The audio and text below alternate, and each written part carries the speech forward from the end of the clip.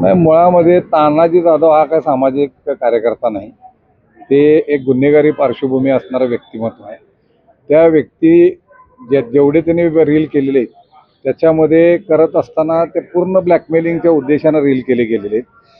मुळात आम्ही सभागृहामध्ये महासभेमध्ये अभि खतकर आणि मी मानसी लोळगे यांना होणारा त्रास किंबहुना सर्वसामान्य महिलांचे गाऊनवर वगैरे ज्या पद्धतीनं तो व्हिडिओ करतो आणि त्यांना दादागिरी करून त्या संभाषण करतो त्या व्हिडिओजमध्ये, आणि त्यांना खाली खड्ड्यात उतरून त्या महिलांना गाऊनवरती ते खड्ड्यात उतरून त्यांना उचलायला लावतो. असे अनेक प्रकार, शेकडो प्रकार या व्यक्तीनं केलेले आहेत. हॉटेल्समध्ये त्या ठिकाणी जायचं, त्यांचं काहीतरी एक डिफॉल्ट काढायचा, त्यांना ते व्हिडिओ करायचा, ते प्रसारित करायचा किंवा त्यांना ब्लॅकमेल करायचा. तसंच हॉस्पिटलना, तसं लॉजिंगना, अशा अनेक गोष्टी त्यानं केलेल्या आहेत. आणि त्यामुळं शेवटी याचा कुठंतरी अंत झाला पाहिजे. 4 महिने झालं आम्ही स्वतः या ठिकाणी नगरसेविका कुमारी मानसी लोळगे यांना सांगत होतो की तुम्ही आमच्याबरोबर चला, आपण पोलिसांकडे दाद मागू. परंतु त्यांनी ते सहन करायचं एक पद्धत आहे. बाबा सर्वसामान्य आहे, त्याचे वडील माझे नगरसेवक आहेत, परंतु एक सामान्य कुटुंबातला सतीश लोळगे म्हणून त्याचे वडील आहेत.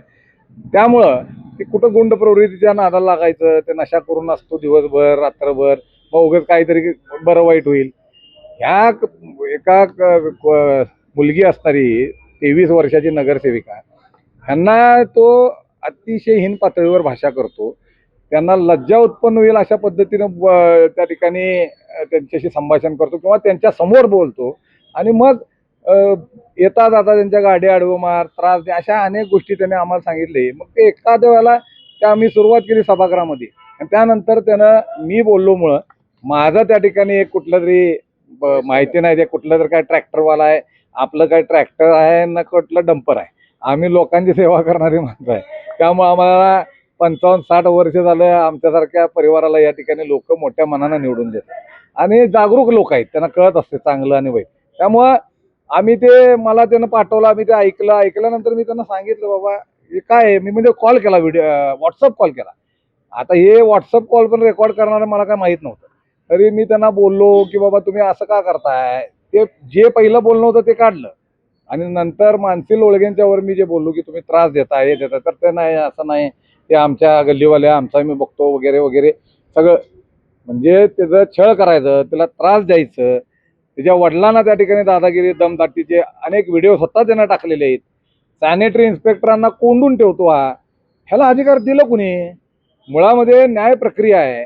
जर महानगरपालिकेत नगरसेवक काम करत नसेल, त्याचं ऐकून घेत नसेल, तर ते आयुक्त आहे, आयुक्तांनी व्हिजिटर डे ठेवलेला आहे, त्या ठिकाणी तक्रारी ऐकून घेतात. ते ताबडतोब त्या ठिकाणी आपल्या आत्ताचे आयुक्त बारुड साहेब अतिशय कर्तृत्वान आयुक्त आहेत, ते लगेच ताबडतोब नागरिकांची कामं करतात.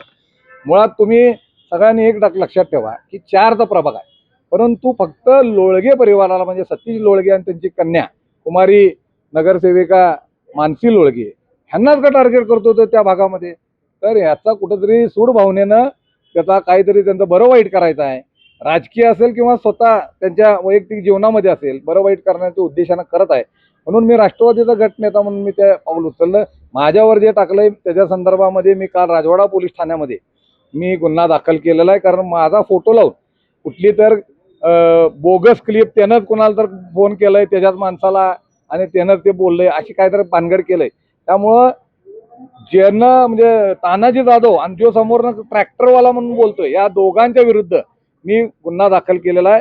मला पोलीस निरीक्षक राजवाडा यांनी सांगितलेलं आहे की योग्य ती कायदेशीर कारवाई आम्ही करणार आहे. तसंच अभि खतकरनी देखील त्या ठिकाणी गुन्हा दाखल केलेला आहे. एक तर काल आम्ही आलोय म्हटल्यानंतर एक व्यक्ती असा आला की त्यानं सांगितलं की साहेब माझा रील केला होता काही दिवसांपूर्वी, आणि रील काढून मग नंतर त्यानं काय केला, त्या तानाजी जाधवला फोन केला त्या व्यक्तीनं, आणि त्यानं सांगितलं की साहेब तुम्ही नका करू, माझं म्हणजे योग्य नाही आमचं अशी बदनामी करणं. तर त्यानं सांगितलं ठीक आहे मी डिलीट करतो, 5,000 रुपये पाठव.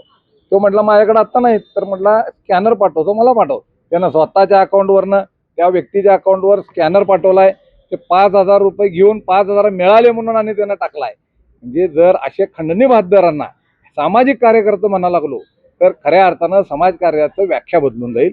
आणि म्हणून या व्यक्तीची पार्श्वभूमी तपासून त्या व्यक्तीचं कृती बघून एखाद्या मुलीला धमकावणं किंवा तिला अर्वाच्या भाषेत तिच्या गाडी आडवी मारतो, तिला त्रास देतो, उद्या बरं वाईट काय झालं तर तिची जबाबदारी कोण?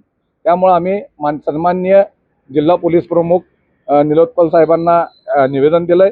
त्यांना विनंती केलेली आहे की साहेब कायद्यामध्ये ज्या तरतुदी असतील त्याप्रमाणे त्या व्यक्तीवर कारवाई करा आणि आमच्या मुलीला नगरसेविका ज्या आहेत मानसी लोळगे यांना प्रोटेक्शन द्या, अशी विनंती या निमित्तानं केली.